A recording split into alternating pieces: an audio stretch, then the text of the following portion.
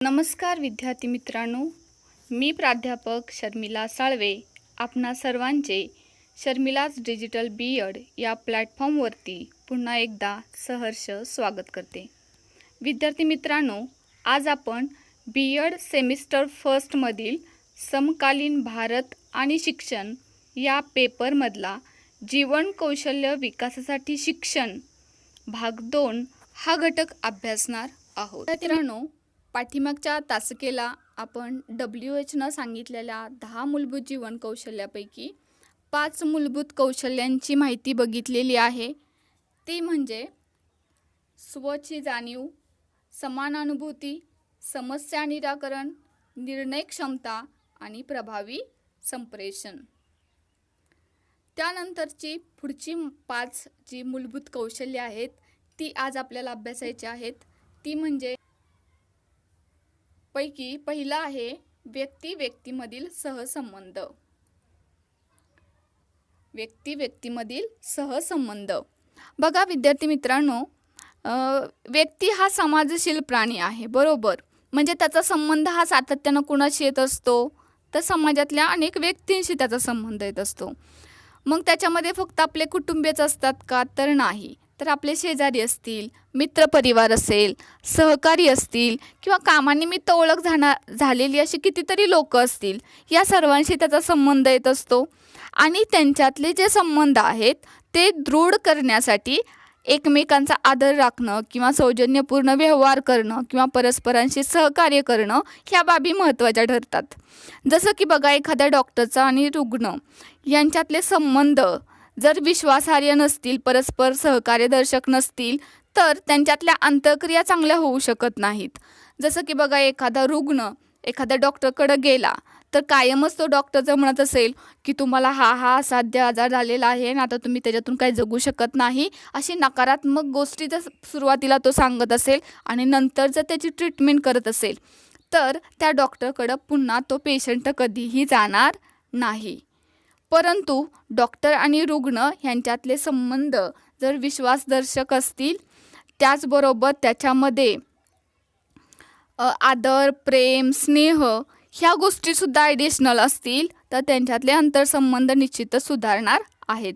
त्याचबरोबर शिक्षक विद्यार्थ्यांचं नातं असेल किंवा ग्राहक आणि विक्रेत्याचं नातं असेल किंवा आई आणि वडील आणि मुलगा किंवा मुली यांच्यातलं त्यांचं नातं असेल, तर ह्या नात्यामधले जर भाव सर्वोत्तम असतील किंवा प्रत्येकानं जर चांगल्या पद्धतीनं आदर्श पद्धतीचं वर्तन केलं, तर त्या नात्यातली विश्वसनीयता तर वाढणारं आहेच आहे, परंतु त्यांच्यातले आंतरसंबंधसुद्धा सुधारणार आहेत। सहजपणे मुलगा आपल्या वडिलांशी त्याच्या जीवनामध्ये येणाऱ्या प्रसंग म्हणजे ज्या काही अडचणी असतील त्या अडचणींवरती मनमोकळेपणाने जर चर्चा करत असेल, तर त्याच्यावरती तोडगा निश्चित निघू शकतो आणि त्या मुलाचं वाईट वर्तन कधीही घडणार नाही। यासाठी प्रत्येक नातेसंबंधामधील ज्या व्यक्तीमधले सहसंबंध असतात ते आदर्श असायला पाहिजेत, हे मूलभूत जीवन कौशल्यामध्ये अभिप्रेत आहे। त्यानंतरचं पुढचं मूलभूत कौशल्य आहे ते म्हणजे सर्जनशील विचार। आता सर्जनशील विचार म्हणजे काय, तर अस्तित्वात नसलेल्या एखाद्या गोष्टीचा शोध लावणे ही बाब सर्जनशील विचारामध्ये अंतर्भूत होते। म्हणजेच एखादी समस्या असेल, एखादा उपक्रम असेल, तर त्याचा पारंपरिक पद्धतीनं विचार न करता नवनवीन पद्धतीनं इतरांच्या कल्पनाशक्तीच्या पुढे जाऊन नवीनतम शोधण्याची जी कला आहे ती सर्जनशील विचारामध्ये अभिप्रेत असते। जसं की बघा, आपल्याला सेवा देणाऱ्या वेगवेगळ्या गोष्टी असतात, पैकी मोबाईल सेवा ही जर आपण उदाहरणादाखल घेतली तर आपल्या लक्षात येईल की ज्या मोबाईल कंपन्या असतात त्या आपल्या ग्राहकांना सोयी सुविधा देत असताना कुठला विचार करतात, तर इतर मोबाईलपेक्षा आपल्या मोबाईलमध्ये ॲडिशनल कुठली ॲप्लिकेशन ग्राहकांना आपल्याला देता येतील, त्याच्या फॅसिलिटी सहजरित्या लोकांपर्यंत पोहोचण्यासाठी काय करता येईल याचा त्या निश्चितच विचार करत असतात। म्हणजे तो जो विचार आहे तो सर्जनशील विचारामध्ये येतो। त्याचबरोबर बघा, काही दवाखाने असतात ते पेशंटला ट्रीटमेंट करण्याच्या बरोबरच इतर ॲडिशनल फॅसिलिटीज पुरवत असतात। आपले संशोधक किंवा शास्त्रज्ञ जर आपण घेतले तर ते पृथ्वीवरती राहून परग्रहाचं नियंत्रण करत असतात किंवा परग्रहावरच्या हालचालींवरती आपली लोकं पाठवून त्यातलं परीक्षण ते करत असतात. त्याचबरोबर काही यानं आपण अवकाशामध्ये सोडलेली असतात. त्या अवकाशांची कंट्रोल रूम ही पृथ्वीवरतीच असते. म्हणजे पृथ्वीवरती राहून आपण तिथल्या घडामोडींवरती नियंत्रण ठेवत असतो. म्हणजे ही फक्त एवढी क्षेत्र का, तर निश्चितच नाही. या क्षेत्रांपेक्षा इतर सर्व जीवनामध्ये जेवढी क्षेत्र येतात त्या सर्व क्षेत्रांमध्ये आपण सर्जनशीलतेचा वापर करतो. आणि जर आपण चांगल्या पद्धतीनं प्रत्येक क्षेत्रामध्ये या सर्जनशीलतेचा वापर केला तर कामाची गुणवत्ता ही निश्चितच सुधारू शकणार आहे. म्हणजेच सामान्य व्यक्तीकडून असाधारण निर्मिती घडण्यासाठी सर्जनशील विचार आवश्यक आहेत आणि हे सर्जनशील विचार प्रत्येकासाठी उपयुक्त असल्यामुळं त्याचा समावेश हा मूलभूत जीवन कौशल्यामध्ये केलेला आहे.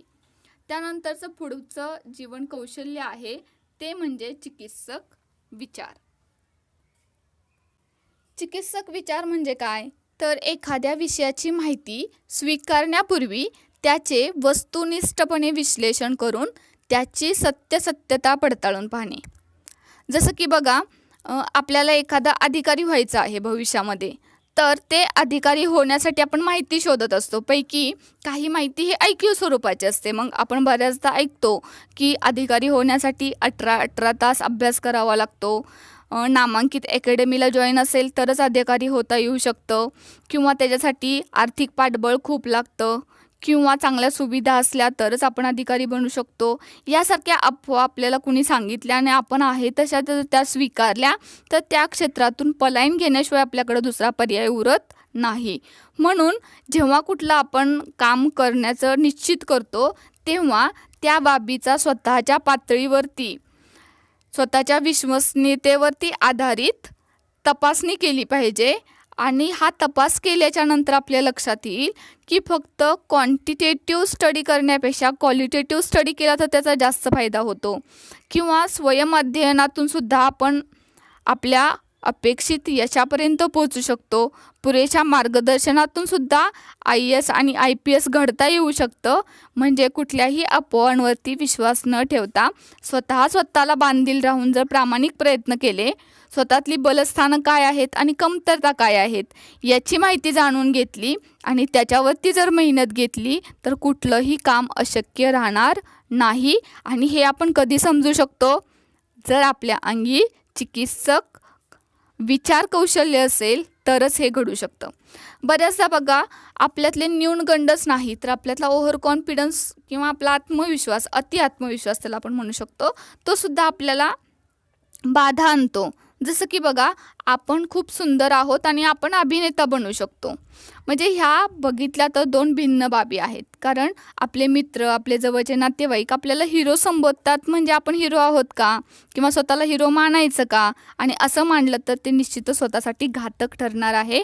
कारण अभिनेता होण्यासाठी फक्त सुंदर असणं ही गोष्ट महत्त्वाची नाही, तर त्याच्याबरोबर आपल्याला उत्तम रीतीचं अभिनय कौशल्य असणं गरजेचं आहे.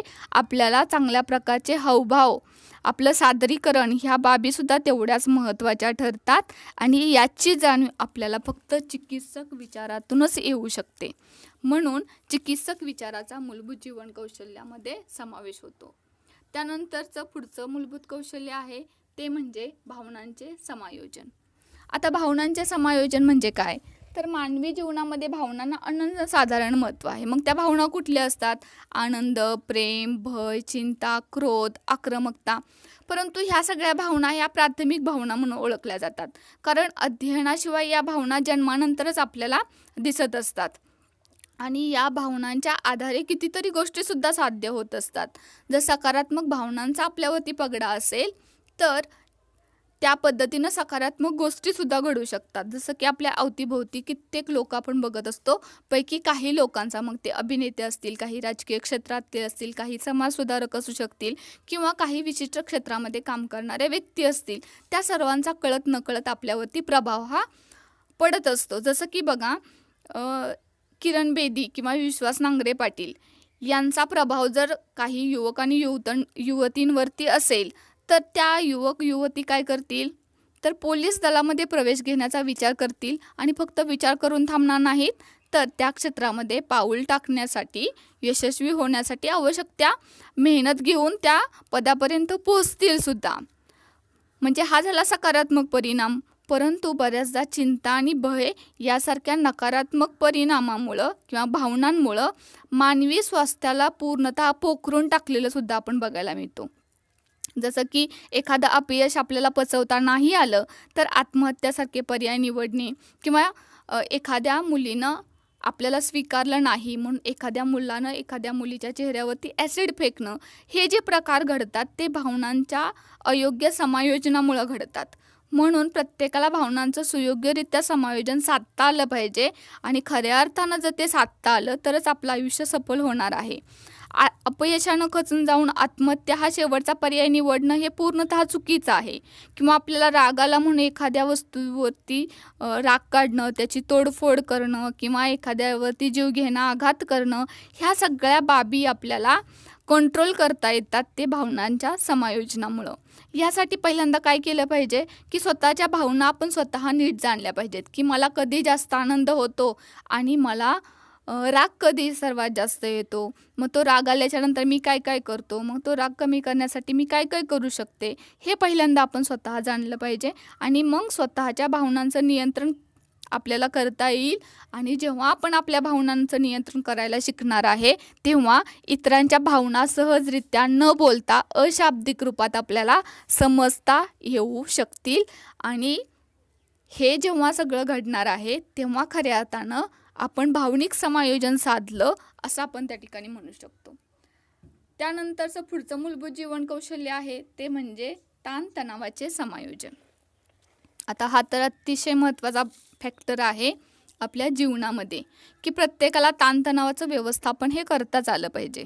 बघा बऱ्याचदा आपण वेगवेगळी वचनं ऐकत असतो.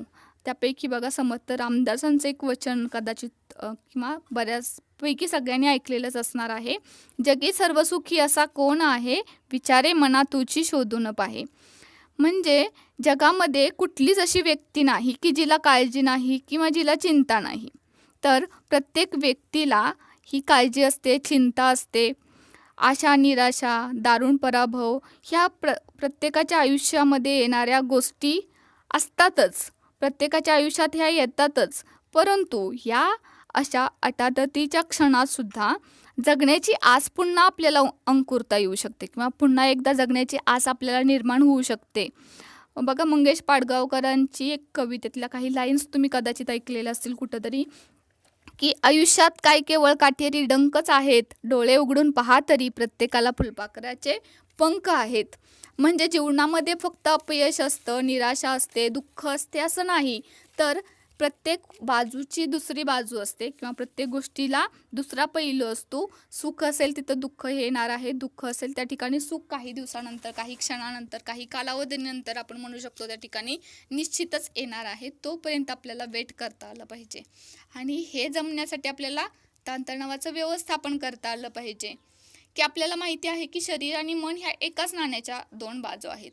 जेव्हा मन दुःखी असतं तेव्हा शरीराला सुद्धा थकवा येतो, आळस येतो किंवा शरीरामध्ये सुद्धा वेगवेगळे बदल घडत असतात. आणि शरीराचा परिणाम मनावरती होतो आणि मनाचा परिणाम हा शरीरावरती होत असतो. त्याच्यामुळं ह्या दोन्हीचं समायोजन आपल्याला साधता आलं पाहिजे. त्याचबरोबर सातत्यानं आपल्याला कशाच्या ना कशाची तरी भीती किंवा चिंताही वाटतच असते. जसं की विद्यार्थी दशेत असताना मला चांगले मार्क्स मिळतील का. आता सपोज तुम्ही टीचर ट्रेनिंगला आहात तर TET पास होईन का मी, मेडिकलला असेल तर नीट पास करता येईल का, किंवा MPSC मला क्रॅक करता येईल का, किंवा ह्या परीक्षेमध्ये मी सहजरित्या पास होईल की माझ्या आयुष्यातील 10 वर्ष मला त्या ठिकाणी घालवावी लागणार आहेत, किंवा मला नोकरी लागेल का, लागलेली नोकरी टिकेल का, किंवा अमुक व्यक्ती मला सोडून तर जाणार नाही ना. अशा असंख्य चिंतांनी मन आपलं व्यापलेलं असतं. आणि अशातच एकटेपणा, राग, द्वेष, मत्सर, आळस यासारखा म्हणजे ज्या भावना असतात त्या भावनांनी मन कसं होतं, अतिशय उद्विग्न होतं. आणि अशा वेळी तणाव हा येणारच. पण या नकारात्मकतेला पळवून लावायचं असेल तर तणावाचं व्यवस्थापन करण्याचं कौशल्य आपल्या अंगामध्ये असायला पाहिजे. आणि हे तणावाचं व्यवस्थापन करायचं म्हणजे काय करायचं, तर स्वतःच्या अंतर्मनामध्ये डोकावून बघायचं. आणि मग डोकावून बघितल्याच्या नंतर आपल्याला ताण आणणाऱ्या बाबींची आपल्याला यादी करावी लागणार आहे. त्यानंतर स्वक्षमता प्रामाणिकपणे तपासून त्या समस्येची सोडवणूक आपल्याला करावी लागणार आहे. यातून आपल्या लक्षात येईल की सातत्यानं येणाऱ्या अपयशाची कारणं काय आहेत, किंवा स्वतःच्या कुवतीपेक्षा अधिकच्या अपेक्षा आपण धरलेल्या आहेत का.